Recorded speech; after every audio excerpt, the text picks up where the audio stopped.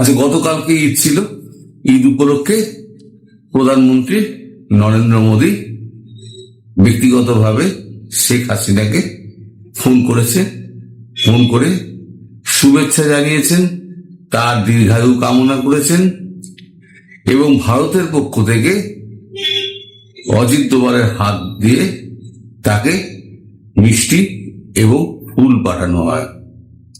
শুধু প্রধানমন্ত্রী নন, অজিত দোভাল নন, বিদেশ থেকে ফোন করেছেন ডক্টর জয়শঙ্কর, রাজনাথ সিং, অমিত শাহ, যোগীজি, উত্তরপ্রদেশের মুখ্যমন্ত্রী যোগীজিও ফোন করেছিলেন, আসাদুদ্দিন ওয়াইসি ফোন করেছিলেন, রাহুল গান্ধী, প্রিয়াঙ্কা গান্ধী, সবাই ব্যক্তিগতভাবে ফোন করে তাকে অখিলেশ যাদব এর মধ্যে রয়েছে উত্তরপ্রদেশের আমাদের বিরোধী নেতা অখিলেশ যাদব, তিনিও ফোন করেছেন। বিহারের লালু প্রসাদ যাদবের ছেলে তেজস্বী যাদব, তিনিও ফোন করেছিলেন। মানে মোটামুটি সারা ভারতবর্ষে যত নেতা আছে সবাই তাকে ফোন করে শুভেচ্ছা বার্তা পাঠিয়েছেন, শুভেচ্ছা জানিয়েছেন।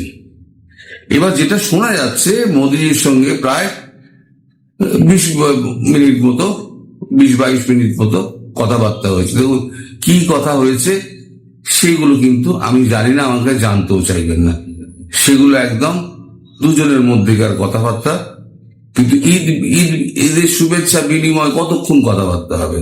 2 মিনিট, 3 মিনিট। স্বাস্থ্যের খোঁজ খবর নিতে আরো 2 মিনিট ধরলাম, টোটাল 5 মিনিট। তাহলে বাকি যে 17 মিনিট কি 15 মিনিট রইল, সেই 15 মিনিট 17 মিনিটে কি কথাবার্তা হলো সেটাও একটা বড় প্রশ্ন। এখন মানে গত শনিবার থেকে দেখা যাচ্ছে কূটনৈতিক মহলে খুব দৌড়ঝাঁপ হচ্ছে, বিশেষ করে বাংলাদেশ ডেস্ক, মার্কিন ডেস্ক, ইউরোপিয়ান ডেস্কগুলো, ব্রিটেন, ইউকে, এই দেশগুলো ভীষণভাবে খুব মানে দৌড়ঝাঁপ চলছে।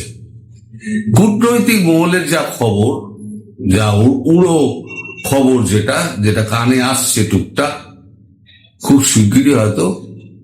শিগগিরই হয়তো শেখ হাসিনা বাংলাদেশে ফিরবেন। কবে ফিরবেন আমি কিন্তু জানি না। এই মাসে ফেরার সম্ভাবনা আছে, কিন্তু আমি এটাই কিন্তু কনফার্ম করছি না। এর আগে একটা 26 তারিখ বলে আমি খুব বিপদে পড়ে গেছিলাম, কারণ আমি একটা হিসেবের ওপর 26 তারিখ বলেছিলেন। কেন বলেছিলেন 26 তারিখ আমি সেটা বারবার কিন্তু ভিডিওতে বলেছি, তা সত্ত্বেও লোকে এখনো আমাকে খোঁচা মেরে যান। আপনি যে বলেছিলেন 26 তারিখ, হলো না তো, মার্চ তো পেরিয়ে গেল, এপ্রিল পড়ে গেল, এখনো তুলে এলেন না। তাহলে আপনার সব গুজব, দাদা আমি সব গুজব করি, খুব শিগগিরই প্রমাণ হবে যে তরুণ ঘোষ গুজব দাদা নাকি সত্যি দাদা। যখন সত্যি হবে এইটা, তখন আমাকে কিন্তু ধন্যবাদটা অবশ্যই জানাতে ভুলবেন না। এখন এই যে কূটনৈতিক মহলে খুব দৌড়ঝাঁপ হচ্ছে না, তাতে একটা জিনিস বোঝা যাচ্ছে যে বড় কিছু একটা বাংলাদেশে ঘটতে চলেছে। তবে এই খবরটা আপনাদের দিয়ে রাখি যে শেখ হাসিনা বাংলাদেশে ফিরবেন প্রধানমন্ত্রী হয়ে তিনি যে ফিরবেন দেশে, এটা কিন্তু পরিবর্তিত শেখ হাসিনা। মানে আগের শেখ হাসিনা কিন্তু ইনি নন, ইনি আরো ভয়ঙ্কর হয়ে ফিরবেন। আজ যারা এই দৌরাত্ম্য করে বেড়াচ্ছেন তাদের আমি সাবধান করে দিচ্ছি, ফাঁসির দড়ি থেকে যদি এড়াতে চান তাহলে কিন্তু এখন থেকে পালাবার ব্যবস্থাটা তৈরি করে রাখুন। কারণ নিয়তি বড় নিষ্ঠুর, জানেন তো। আর কূটনীতিতে আজকে সকালে যা হচ্ছে, আজকে বিকেলে পরিস্থিতি সম্পূর্ণ পাল্টে যেতে পারে। মানুষের ভাগ্য আজ যা আছে কাল তা উল্টো হতে পারে। ফলে যারা এই সমস্ত গুলো করে বেড়াচ্ছেন না, তারা একটু সাবধান হয়ে যান।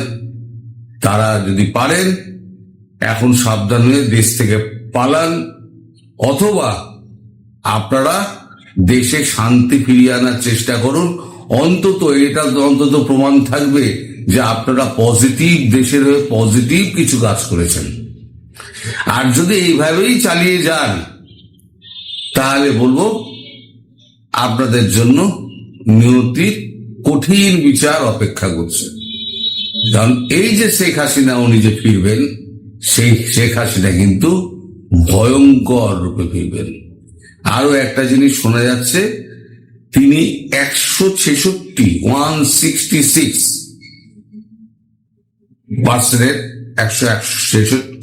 জনের 166 জনের একটা তালিকা করেছেন এই চোর নেতা মন্ত্রীদের। তাদের দলে আর ঠাঁই হবে না, এটা উনি একেবারে স্থির করে নিয়েছেন। এবং এটা আমি জানি যে বেশ কিছু নেতা তাকে ফোন করে যাচ্ছেন, তিনি কিন্তু অ্যাক্সেস আছে ফোনে তার, কিন্তু তিনি উত্তর দিচ্ছেন না, ধরছেন না, SMS এর জবাবও দিচ্ছেন না। তারা কিন্তু অনেকে কিন্তু পাগল হয়ে গিয়েছেন, সে শেখ হাসিনা তো ফিরবেনই, তাদের কি অবস্থা হবে। তারা যে দেশেও ফিরতে পারবেন না, বিদেশেও কোনো কাজকর্ম তাদের নেই। টাকা যে মেরেছেন সেটা কিন্তু তাদের ওই অ্যাকাউন্ট থেকে সমস্ত ব্লক হয়ে যাবে, ভবিষ্যতে কিন্তু ভিখিরি হয়ে যাবেন।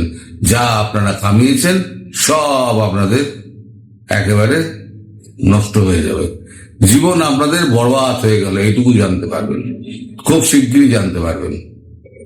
আর আমি বলেছি এবছর ঈদ আপনাদের খারাপ কাটলো, সামনের বছর ঈদ আপনাদের অবশ্যই ভালো যাবে।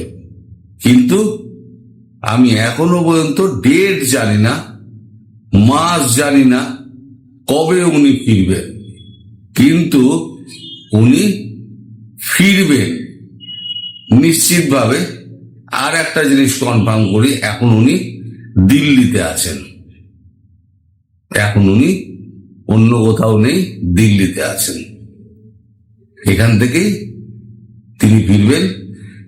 যেদিন ফিরবেন আপনারা জানতেও পারবেন না, হঠাৎ একদিন দেখবেন তিনি হুশ করে ভেসে উঠেছেন। আমিও জানতে পারবো না, তার মানে এই নয় যে আমি জানবো, আমিও জানতে পারবো না যে আমি আপনাদের আগাম খবর দিয়ে দেবো, আমিও জানতে পারবো না। তিনি গোপনে দেশে ঢুকবেন এবং ঠিক সময় হুশ করে ভেসে উঠবেন এবং তার কাজকর্ম আবার শুরু হয়ে যাবে।